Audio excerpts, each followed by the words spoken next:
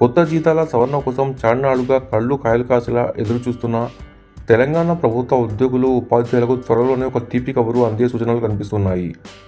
వచ్చే జూన్ 2న రాష్ట్ర అవతరణ దినోత్సవ వేడుకలను పురస్కరించుకొని ప్రభుత్వం పీఆర్సీపై అధికారికంగా ఒక పెద్ద ప్రకటన చేసేందుకు రంగం సిద్ధం చేస్తుందని విశ్వసనీయ వర్గాల సమాచారం.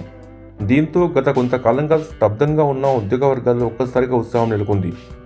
తెర వెనుక పక్కా స్కెచ్, లీకులు లేని కసరత్తు. సాధారణంగా ఇలాంటి పెద్ద నిర్ణయాల ముందు రకరకాల ఊహాగానాలు, లీకులు వస్తుంటాయి. కానీ ఈసారి సచివాలయంలో ఆర్థిక శాఖ అధికారులు అత్యంత రహస్యంగా ఈ ప్రక్రియను నడిపిస్తున్నారు. పెంచాల్సిన ఫిట్మెంట్ అంటే జీతాల పెంపు శాతం ఎంత ఉండాలి, కరువు భత్యాన్ని మూల వేతనంలో ఎలా విలీనం చేయాలి, కొత్త పే స్కేల్స్ ఎలా రూపొందించాలి అనే అంశాలపై ఆర్థిక నిపుణులు రాత్రింబవళ్లు లెక్కలు వేస్తున్నారు. ప్రభుత్వంపై పడే అదనపు ఆర్థిక భారాన్ని అంచనా వేస్తూ ఖజానాకు ఇబ్బంది లేకుండా ఉద్యోగులను ఎలా సంతోషపెట్టాలనే దానిపై అష్టతో తుదేశకు చేరినట్టు తెలుస్తుంది. సాధారణ జీవో కాదు, పండుగ గిఫ్ట్.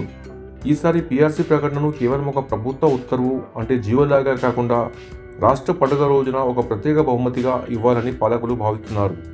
జూన్ 2న జరిగే అధికారిక వేడుకల ప్రసంగంలో ముఖ్యమంత్రి స్వయంగా ఈ విషయాన్ని వెల్లడించే అవకాశం ఉందనే చర్చ గట్టిగా నడుస్తుంది. ఎవరెవరికి ప్రయోజనం? ఈ నిర్ణయం వల్ల రాష్ట్రంలోని అన్ని స్థాయిల సిబ్బందికి లబ్ధి చేకూరనుంది. స్కూల్ టీచర్లు ఇటీవల బదిలీలు, ప్రమోషన్ల తర్వాత పెరిగిన ఖర్చులతో వీరు పీఆర్సీపై ఎక్కువ ఆశలు పెట్టుకున్నారు.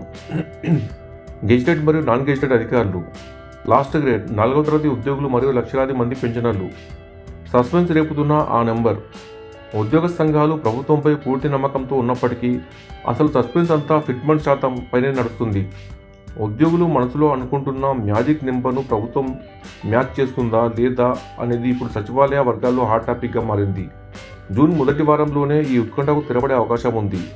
లక్షలాది మంది ఉద్యోగ ఉపాధ్యాయుల చూపు ఇప్పుడు జూన్ 2 వేదిక వైపే ఉందనడంలో ఎలాంటి సందేహం లేదు.